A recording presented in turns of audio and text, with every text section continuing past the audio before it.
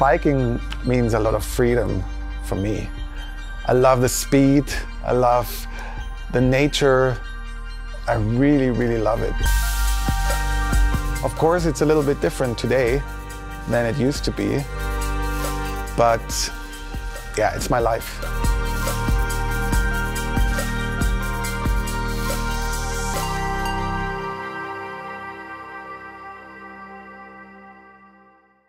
I'm Tarek Rasouli. I'm 46 years old from Munich, Germany, and I'm a former professional mountain biker, and now I own my own agency, Rasoulution.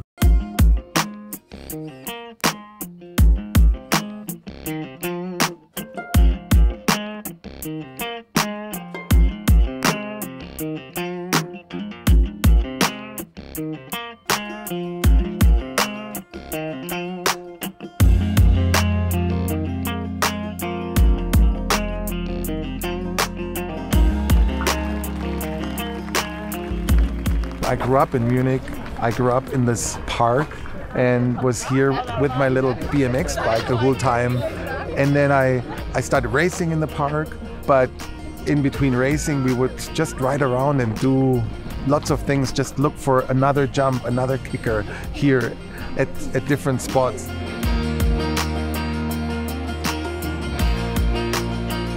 It started in 1983, 84, and I was just around 9 years old. I was always one of the youngest ones, and the other ones were teenagers, good friends of mine that they're still riding actually today. They ride pump tracks now. We both were 100% on fire with BMX and racing and training and reading magazines, watching videos, etc.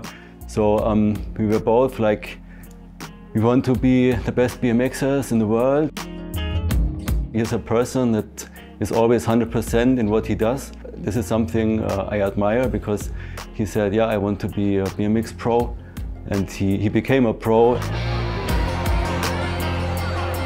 He just has a very polarizing energy that attracts, and not only because of his situation or the condition, but just the person that he is. So it wouldn't make any difference if you know him before and after the accident or after the situation. You would realize that you're just dealing with a person that is pure love and compassion.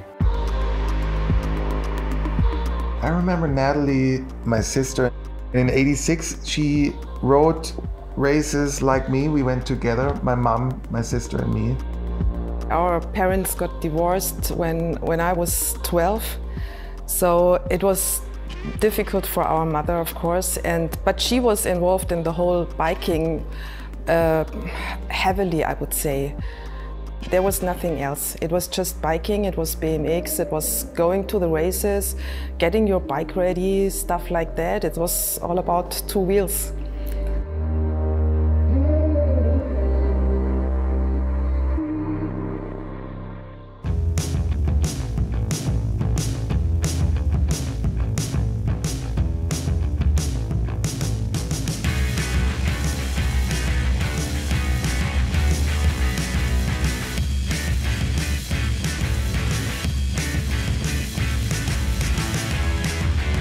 He was, I think, the first freeride mountain biker from Germany, and he also did the craziest jumps, the craziest tricks at this time, and so this was really innovative. The movies back then were like YouTube today. When you have millions of views on YouTube, that was when you were in a movie segment. When I was then really part in the movie, everything really changed. Like I suddenly, like even on the street, sometimes somebody would ask for an autograph, which didn't happen before.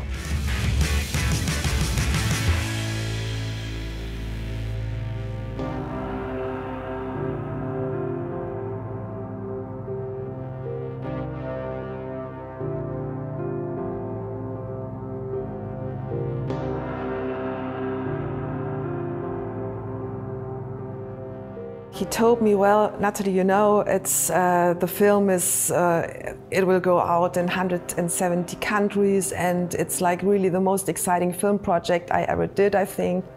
I didn't had a bad feeling at that point. But I said to him, well, just start slowly and think about what you are doing and come back safe.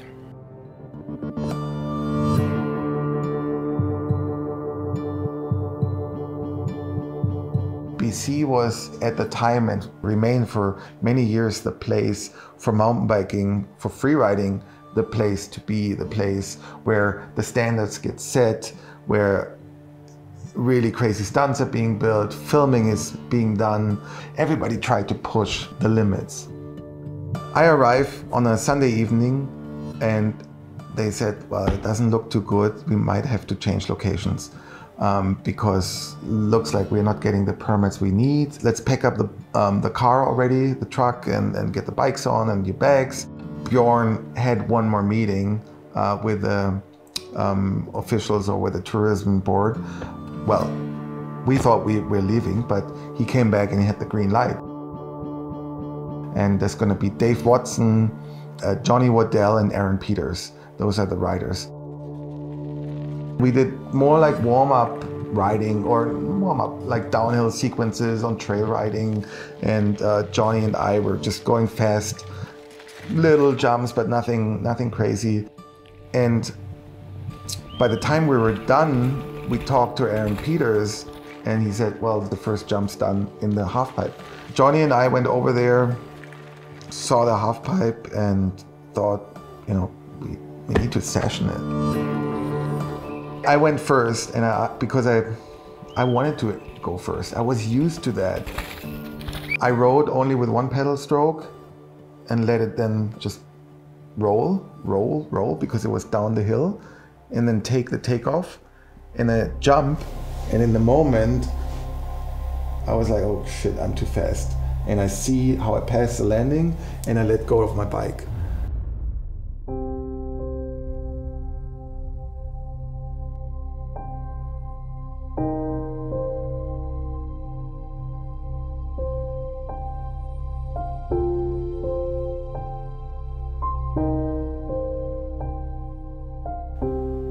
I got a phone call and Tarek was on the phone and well, I just heard from his voice that something was happening.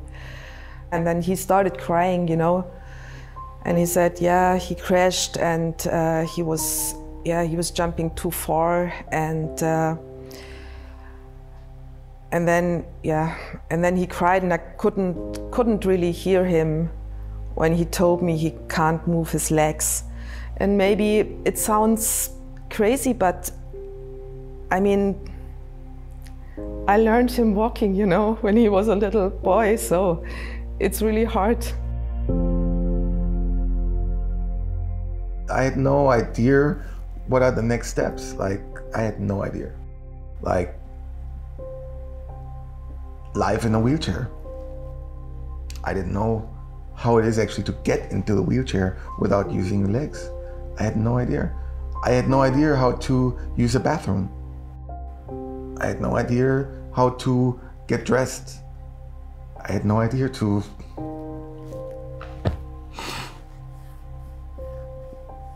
But to be honest, I was going through it like a machine almost, but a positive machine. I had to do the best I can out of the situation, and it was just like, okay, start training again.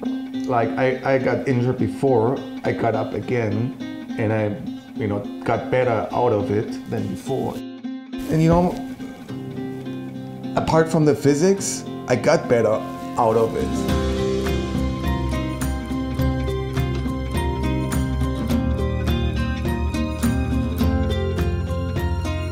I knew I had to do something, but I didn't know what. And then I went to Bike magazine, and Bike offered me to write for their magazine. And they also sent me to do interviews with athletes or go to events, make reports.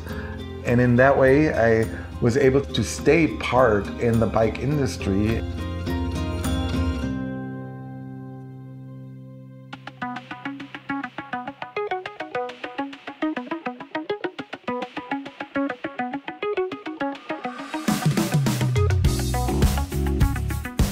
started in May 2005 with events, with athlete management and PR. And in the same year we did Red Bull District Ride.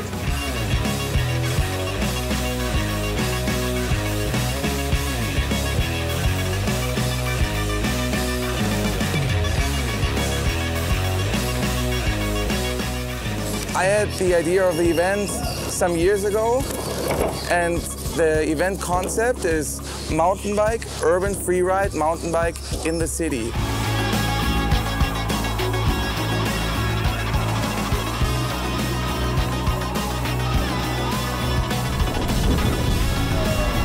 Red Bull District Ride is my favorite event ever because the crowd is so huge here and it makes such a good vibe.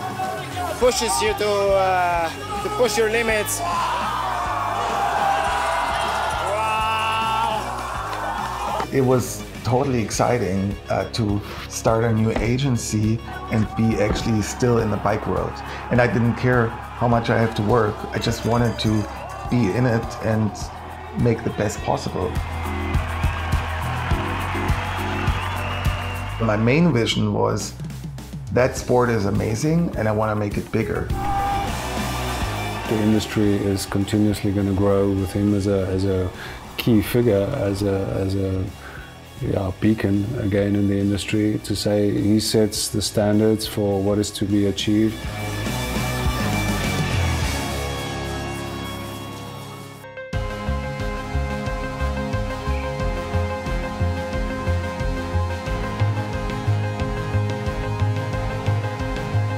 She became my right hand, so she's deputy director and she's actually the one that executes events more than me. I consult the events, I'm more the creative part.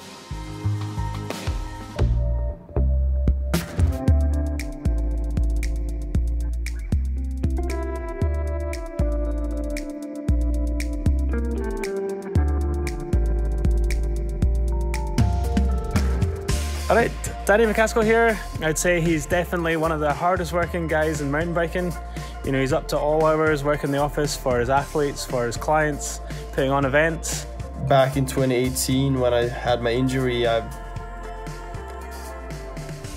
knocked on every door basically trying to understand what was going on and get back on my bike, but I wasn't really able to get any help that I needed. And Tarek made a commitment to get me to Munich and introduced me to one of his longtime physiotherapist friends, and Lens was able to get me back on my bike. Yeah, I'm so thankful for that, and to be honest, I don't know where I would have been if I wouldn't have ended up in Munich in the first place. I first met Tarek at the Red Bull Wings Academy in Munich with MacAskill, and that was years ago. And then Tarek asked me to work with him, and he was always a super inspiring person. He was a pro rider as well, and yeah, he definitely helped me a lot in my career. You look for the talent and you see a talent and you feel like, hey, that would be somebody, it would be really cool to support them in their career. Because like I said, my goal was to make the sport bigger, that the riders can have more from their career, because I was a rider, I was a professional rider, but I was not able to build any big substance of, you know, buy a house or have some security also, because you're always sending it. Plus, the worst thing is, in the time you're really developing most is when you usually are looking after your education. We support them for something they love to do. They are paid to do what they love to do, which is amazing. And yeah, he just gives us as riders the opportunity to improve and push the sport where today, and I think that's a really great thing. We participated at the Wings for Life World Run with the whole team and had a lot of good times already.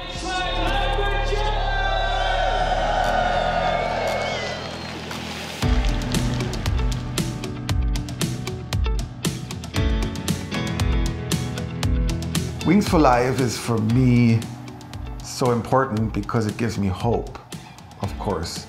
It gives me hope from myself as well as for others that have had a spinal cord injury.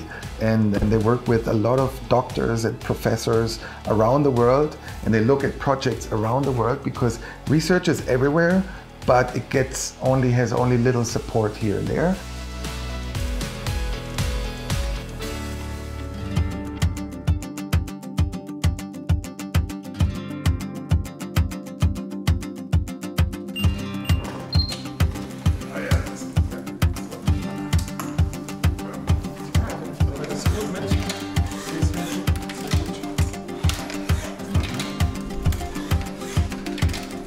Started using the exoskeleton the first time in October of last year, and I have to say I was totally amazed. It's a very new experience for me, actually walking. It's the first walking since 18 years, and I have to say I love it.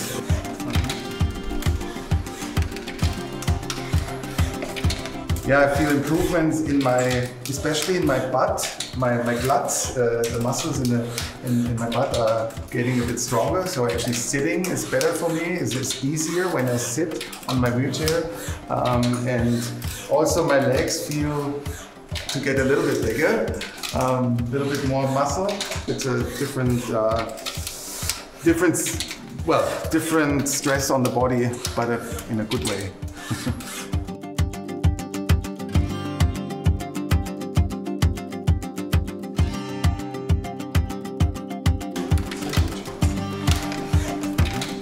Standing with the EXO or walking with it is amazing, but obviously I would love to be walking or standing by myself without any support. Yeah, the sooner the better, but hopefully it's possible one day.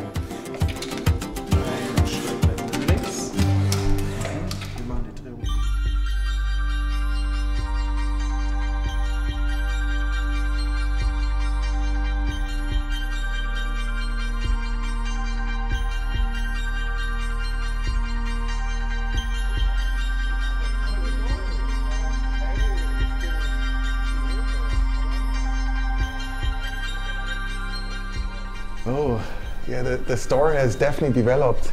Yeah. Amazing. It happened a lot in 10 years, of course. Ooh, is that it? The flames? Yeah. Special Flames edition. Oh, wow. Yeah, there it is. Wow.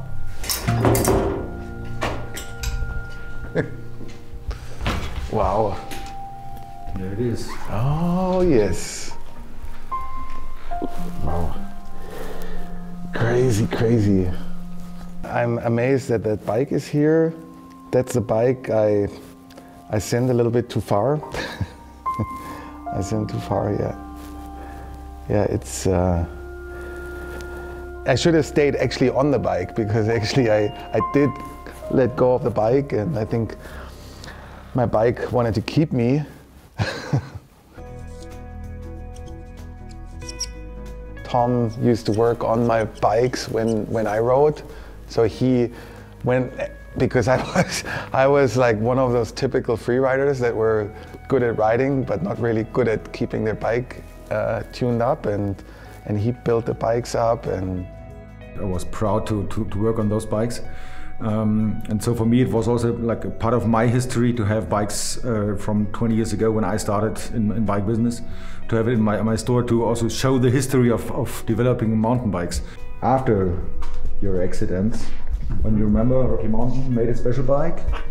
Yeah. Still have one of those. Oh! One of those special Tarek Rasouli editions. Oh wow! Yeah. One of 50 were made. Oh, and I kept it years ago. And that looks really nice. I like it. Wow. Awesome. And yours is, because I have the same frame. I have the frame in the office, but only the frame, and never. Well, I haven't seen a built one in a long time, but yeah, it feels amazing. I'm stoked that you have the Rasouli. I have to take pictures of that. That's amazing. Like the tabletops, so tabletop in both ways. Oops.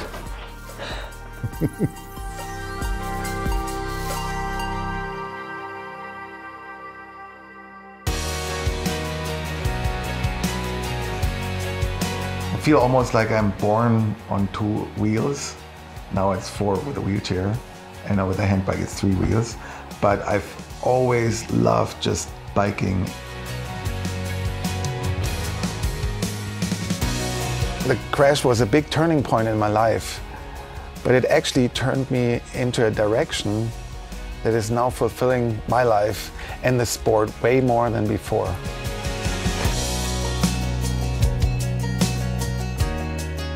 Many people look up to him.